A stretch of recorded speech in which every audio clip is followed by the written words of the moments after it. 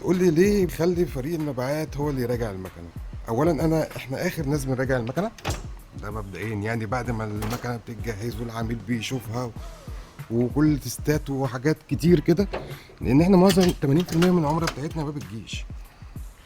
فبعد ما بيحصل بقى المراجعه الكامله دي بيسيب لنا بقى ايه، او بيسيب لنا كفريق مبيعات مراجعه نهائيه لاتفاقنا مع العميل، لان احيانا بيكون العميل متفق معانا على حاجات معينه. طبعا الحاجات اللي انا بشوفها داخليا دي بتبقى ايه، مراجعه بيننا وبين بعضينا يعني. لكن انا ببص على الايه، الراجل عايز مثلا تلت، بيبر ديك مش عارف ايه، الفينشر ما يكونش تدبيس، يكون عادي، يكون تدبيس مش عارف ايه، مكنه تصوير ولا ما فيهاش تصوير، وهكذا يعني. بتبقى مراجعه بقى على الاتفاق نفسه، لان احنا معظم اتفاقاتنا بتبقى بالكلمه، مش يعني العقد طبعا حاجه اساسيه، لكن احنا معظم اتفاقاتنا بتبقى بالكلمه. فالواحد بيحاول لحد ما اللي هو يكون قد كلمته مع عميله.